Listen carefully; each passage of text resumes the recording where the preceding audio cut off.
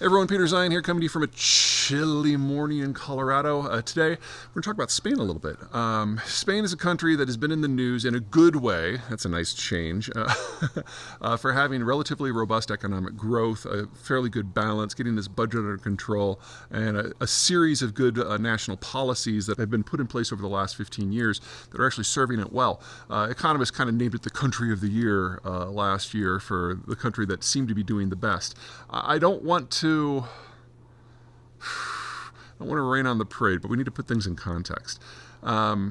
The two things that the economists pointed out that the Spanish had done right, I broadly agree with. Number one, they've done a series of macroeconomic reforms that have made it much easier to do business in Spain than it is in France or Italy or the United Kingdom or Germany. And in doing so, it's really unleashed the population to do more.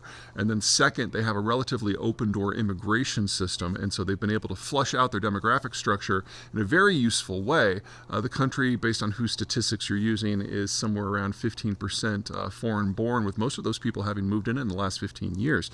That is pretty significant for a European nation state. These are real things. These do have legs, but I need to put that into context so you understand that this is not a long-term fix. Number one, the Spanish demography is based, like everyone else's, on when they started to industrialize. When you move off the farm and into town, kids go from being free labor to an expense, and you have fewer of them. Well, the Spanish really got serious about industrializing in the 70s, and so they've got this population bulge among people who are in their 40s, and then it drops off precipitously below that. Part of the reason that the Spanish opened their doors to immigration was try to round out that lower section as much as they could. It was the right call.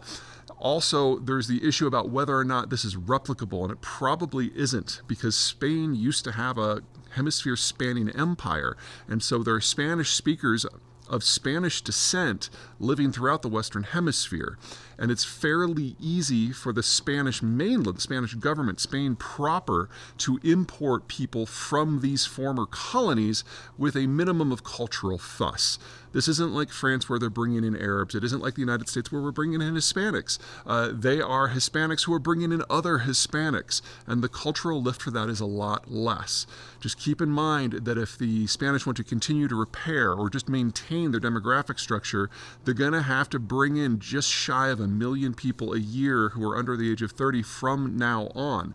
And you do that for 20, 30 years, and you change the culture quite a bit. In Spain, you don't change it as much as everyone else. So that's kind of piece one. Piece two is the nature of that demographic bulge itself. As a country ages, as its demographics get older, it's not all bad. It used to be when you have a lot of people that are 0 to 25, all those young people, there was a lot of consumption from the raising of the children, and that generated a lot of inflation. Well, that's not Spain's problem. Spain's bulge is now in the late 30s to early 50s. So these are people who are, for the most part, childless, and all the money that they would have spent on their children are instead being spent on consumption. And so you're going through basically a 25-year consumption boom in Spain that's going to last at least another decade. And that is very real. And it feels great because you get industrial growth, you get production growth, and you get consumption growth. But it's a one-shot deal if anything happens to that lower age bracket that is now fueled almost entirely by immigration. We've seen things like this before. It's happened in China, it's happened in Korea, it's happened in Germany.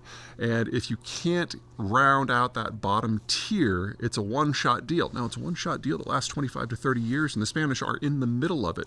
They should enjoy it. But the trick for them will be preparing for what's next. Now, like the United States, that is aging much more slowly than the European countries, we are going to be able to look at everybody else who is so much more advanced on this and learn from their mistakes and their successes moving forward. And the Spanish are in a decent place to do that. But at the end of the day, they're part of a currency union and a political union that is demographically spent. And they will need to find another path forward, not just in terms of their economic model, but their economic grouping. Luckily, there is a potential answer on deck. The Mexicans from time to time have flirted with the idea of Spain joining NAFTA, and I gotta say, it would be a pretty clean fit. The demographics line up, the industrial bases are complementary, and having a foothold in mainland Europe would not be a bad idea for the NAFTA countries.